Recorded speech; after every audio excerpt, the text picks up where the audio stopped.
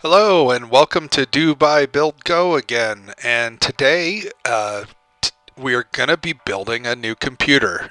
Intel today released the 10th generation Comet Lake CPUs. These are a new processor from Intel based on their previous architectures on the same 14 nanometer process. So this is more of an evolution than a revolution in processors. But if you are looking for the best processor for video games, these are the best line you can do right now.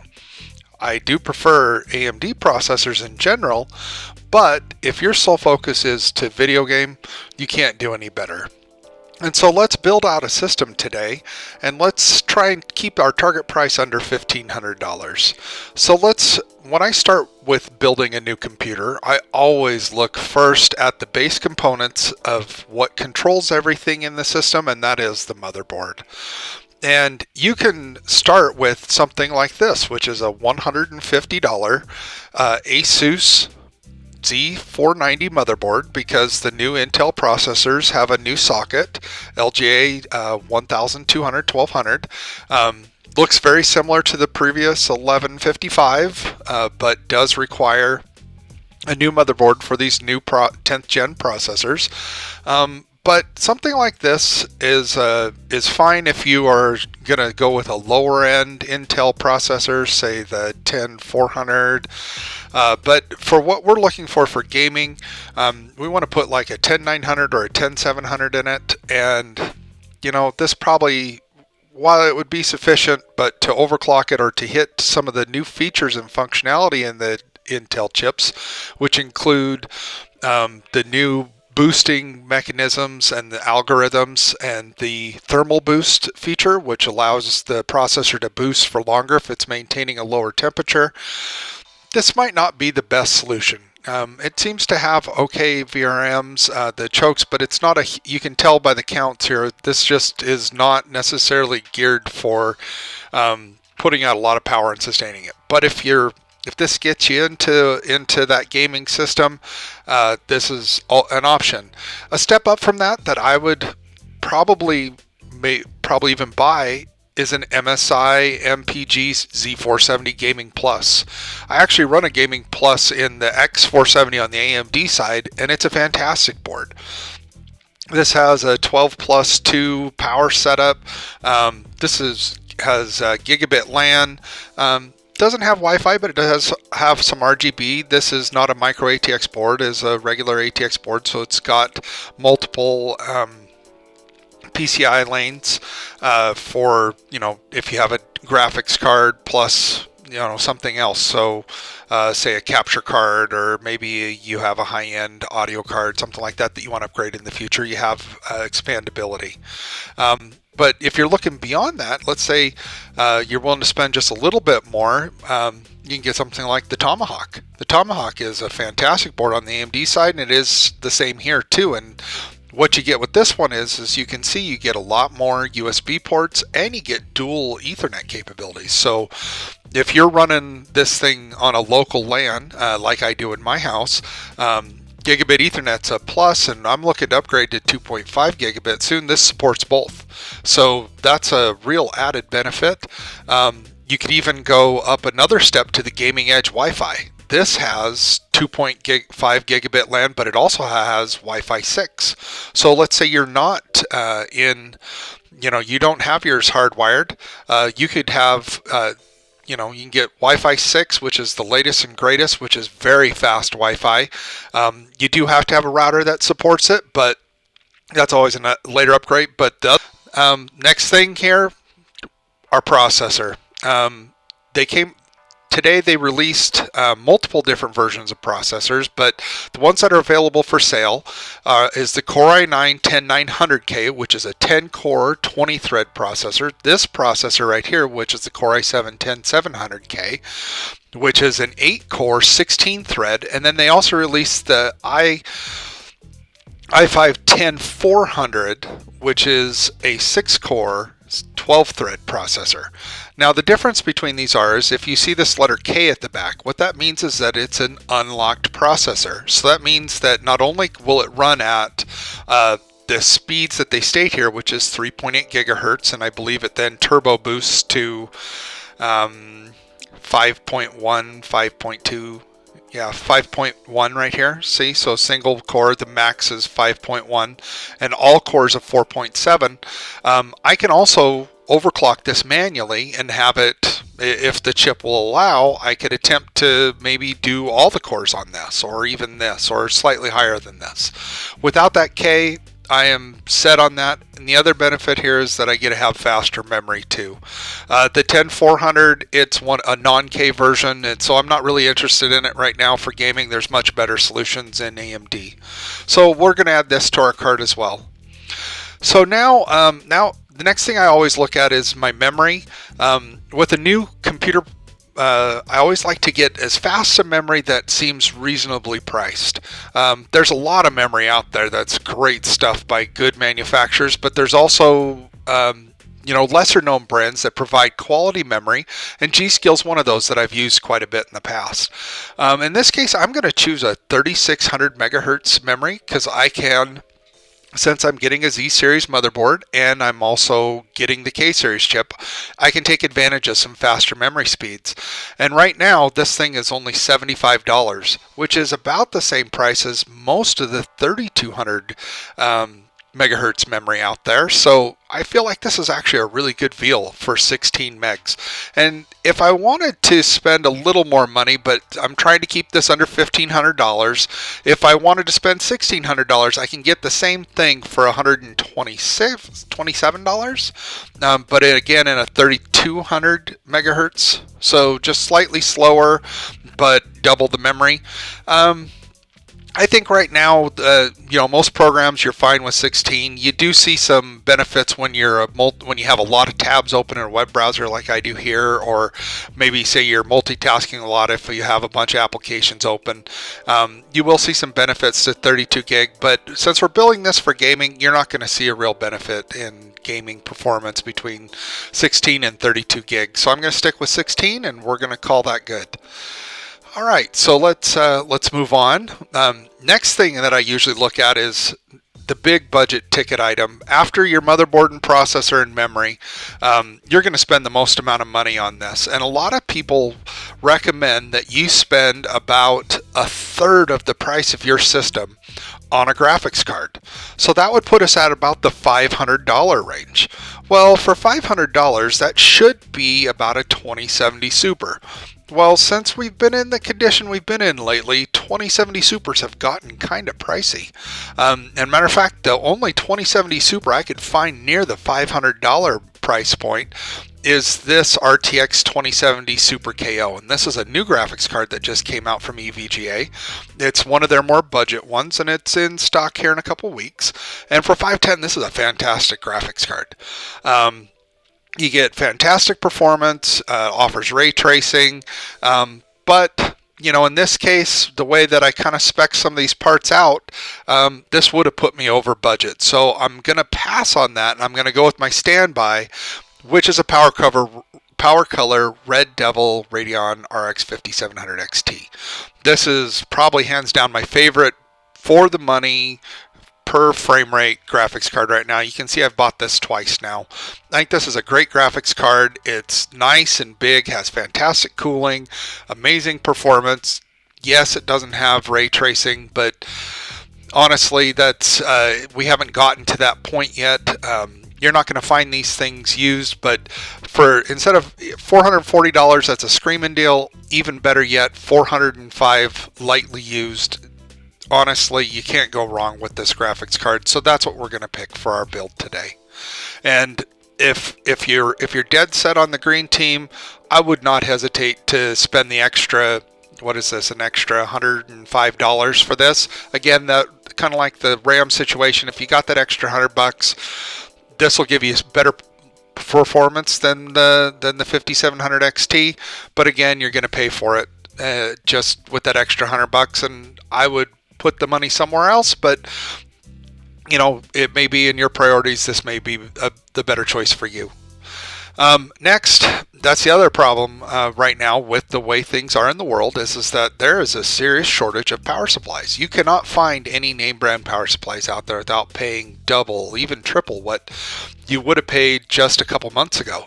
Thermaltake is still a major brand, and they seem to have had a lot of stock in the U.S. because their prices are still relatively normal, and they make good power supplies. This one for $60 is a Thermaltake. It has RGB. I generally like a modular power supply, and will pay a little bit more to be able to pick and choose what cables that I put in to, into my system.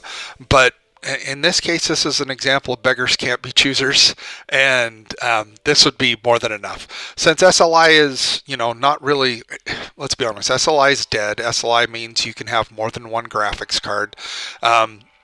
600 watts is more than enough to support this processor, even though they are quite power hungry and have even been reported up into the 300 watt power range.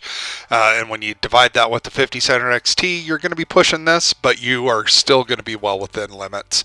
And for $60, this is a deal. So we'll take this, and then after that, now the K series processors do not come with a cooler, and so we need to keep our chip nice and cool, and we have some options. So since it doesn't come with one out of the box, we got some different options between Noctua. I'm a big fan of Noctua coolers. Whether you want it, how much you want to spend. This one right here probably isn't sufficient for a processor other than at just stock settings, and so we want to be able to go a little bit higher than that. This right here, this DHD14, is going to be a fantastic cooler, and would be perfect. This is high end, high quality, will allow you to hit the temperatures you want, and if you have a case that really has the space and can fit an even bigger cooler, this has bigger fans. The D15 will keep that thing. Not only will it be dead quiet, it will also be, super cool and let you do that. But I want to also suggest maybe we should look at some liquid cooling. And let's look at some liquid cooling and see what's out there. So I've been actually, I recently bought and have been playing with a very inexpensive cooler. Here it is right here, the Triton Force. For $70, this thing is a screaming deal. I've been running this for the last week, and I put it on a budget system that I have, and it has not gone over 67 degrees. I mean, pushed full hard. I have the thing overclocked to its max. I've let it run for hours. This thing is an amazing deal. For $70 to have a liquid cooler that performs like that, this would be a very difficult decision for me between one of these Noctuas or this, especially the DH15 for $80 right here used, and this liquid cooler. Liquid cooling's not for some people, but you got to have the fan space or the case space, and same thing here. You got to have the space for a liquid cooler. Almost all cases do nowadays. So tough choice. I'm going to go with this cooler though. Okay, so let's go with the liquid cooler for $70. Noctuas, oh man, they're fantastic. I put one in one of my son's computers on a low profile version. He has a very compact case that needed silent cooling. Does it fantastically. Never gets above 50 degrees Celsius on that, and it's, I can't say enough about them. Next thing, we need to talk about storage. So there's three different really kinds of storage that I like to explain to people. First are NVMe drives like this that are nice and fast. This is not the fastest kind of NVMe. You'll see people always buying Samsungs. You'll pay twice as much for the same Samsung, but you also get way better speed. This is a 3200 read and a 2000 megabyte a second write, which is like middle of the road. That same compact case, my son has this exact Sabrent rocket in it. It works great. You probably wouldn't notice a difference really in a real world application unless you were doing some really data intensive tasks. And for $120, this is a fantastic drive. But while I was looking for this, I also found some newer Pioneer drives that have even better specs. These are 3400 read and 3000 write, which again, I don't think in the real world you'd be able to tell a huge difference, but for $10, I would pay that $10 and get this Pioneer. So that's what I would get, but I can say without a doubt that I've used this drive, Sabrent, and it works great. I also wouldn't worry about if you want to save the $10 and you don't think you'll notice, and I don't think you would, to be honest. I wouldn't have a problem buying this. Or if the Pioneer disappeared, Sabrent is a reputable company. They back their stuff up, and that's a great deal in my opinion. Now, when you're only doing a terabyte of hard drive space like that and really fast drive for your operating system and some of your few favorite games, you do need some backup space to be able to store other games that maybe you don't play as often, or maybe they're gigantic like Call of Duty Modern Warfare that's 150 gig, and you don't want to take up all your fast hard drive space, and you're okay with it just taking a little bit longer to load. A Seagate Barracuda is a fantastic option here. This is 6 terabytes of fast storage space. It's reliable. This is a mechanical hard drive. I think for the same money, I probably could have gotten even another. Maybe I could opt for a second, since the motherboard I picked has 2 slots for NVMe's down here. I could have picked a second one of those and had a second terabyte if I didn't think I needed this much space. But I also like to, I record videos and store stuff. This is a fantastic storage media for movies and photos and downloads and those sorts of things.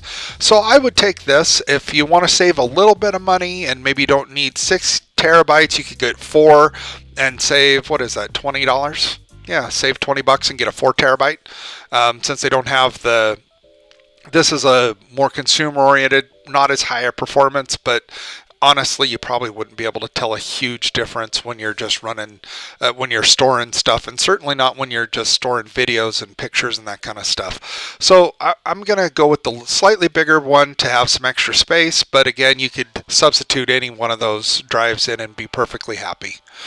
And then now we're talking about probably one of the last things we need to purchase, which is a case. And cases are, they're interesting because there's so many different designs. They come in colors and sizes, with RGB lighting, without, and really that's kind of up to you what your budget is you want to pick and spend. And there's large price ranges. So you have on one end, you have something like this Antec for $50. This thing's been around a few years. Still has lots of RGB, has glass side panels, but everything screws in. It's, I'm sure this is a fantastic case for $55. Even still a budget is the NZXT H510. This one is an I version that again comes with, the thing I like about this one is that it comes with fans up front and on the side and RGB and at the top, so you have lots of ventilation. You have to stick your radiator over here, which I'm not a huge fan of. I like top mount radiators, let the heat rise and go out. I have used this one, but I usually use this one if I'm doing air cooling. So if you're going to go with one of those Noctua fans, this would fit in here great. And then you have something kind of like this that, comes with 4 fans, 3 fans up front, 1 in the back, lets you, then has space up here up top for a radiator, and the price is right. It's $79. So I think I would go with this, but again, it's all about preference. Maybe you want a white case, maybe you want something that has more flash, or maybe no flash at all, or maybe you went with that first micro ATX board. You can get a smaller case. There's even mini ITX ones and even smaller than that. Just know that you got lots of different options. Here's another one down here for $100. They make newer models of it. Really, it's up to you and what you like. But the key, I think, to remember is that, not all these cases, even as they show them, come with all the fans. So if they don't come with the fans, this one does. And the one that I'm looking at here also does. If not, you need to factor that into your price, that you want to have good airflow. Because if you don't have good airflow, things will overheat. and you just won't get the performance you're looking for. And that seems to be especially important with these new Intel 10th Gen chips. So we're going to add this to the list instead of one of these other ones, but those are good alternatives also. Lastly, we're going to need a copy of Windows 10. Now, you can buy Windows 10 from Amazon for $120, or you can buy it online with some of these digital codes. And from what I understand, these codes are legitimate. They are real. They generally come out of Asia. They've never been used. Apparently, Windows isn't as popular over there, and people aren't usually used to paying for it. So Microsoft has discounted those, but they're available anywhere in the world.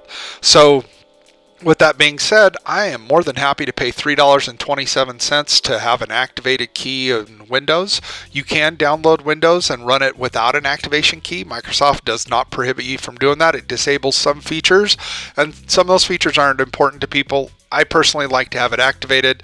For $3.27 from these guys after the coupon, that's a fantastic deal. I'll pay that all the time. Works every time. I've done it dozens of times. It works great. So some things to think about and consider also when you're buying a new 10th generation is that, or they call it, it's the 11th generation, but or 10th gen. So Rocket Lake's the next one. I don't know, is it 10 or 11 or 12, whatever they want to call it. But Rocket Lake is coming sooner than later, and apparently Intel's a little bit nervous about the new Ryzen 4000 series, and there's rumors that Rocket Lake is probably going to come around the end of the year. So if you buy these now, at least you have an upgrade path. But know that you're going to get obsolete pretty quick. But if you're into gaming, and this is, you want the best in gaming, and, the computer obviously is going to be great in other things. But if your focus is mostly video editing or something like that, this may be great because these do have quick sync capabilities, and that's fantastic. But also AMD's processors have generally proven lately that they are better at those sorts of activities, and that's a discussion for another build at another time. But let's take a look at what our total build came to here. So we went with the Gaming Edge Wi-Fi motherboard. So we're going to be connected no matter what. We got 2.5 gigabit. We got Wi-Fi 6. We went with the 8-core, 16-thread Intel Core 10-700K, which, by the way, is the exact same specs of the previous top-of-the-line i9-9900K, which was a $500 processor. So you're getting the same performance specs as the old processor for $90 less. So way to go. Competition's awesome. We're going to add that discount liquid AIO. Again, one of the Noctuas was 70, one of them was 80, so very similar performance if you don't want to do liquid cooling or mess with a no-name brand. I completely understand that. Went with the 16 gigs of 3600 DDR4 memory for $75. That's a great price. Like I said, I opted with the 5700 XT, and I went with the used one for $405. Add on another $105 if you want to go with that 2070 Super. You won't be disappointed with either one of these at 1440p gaming, 1080p gaming. Both these are absolutely overkill. You'll be thrilled forever and ever with that 1080p gaming, at least for the next 3 years. You won't have to replace your card. We decided to go with that Pioneer 1 terabyte NVMe just because it had those slightly faster read and write speeds, and then the backup drive for our movies and videos and those sorts of things. I went with the 6 terabyte to make sure I had some extra space for $112.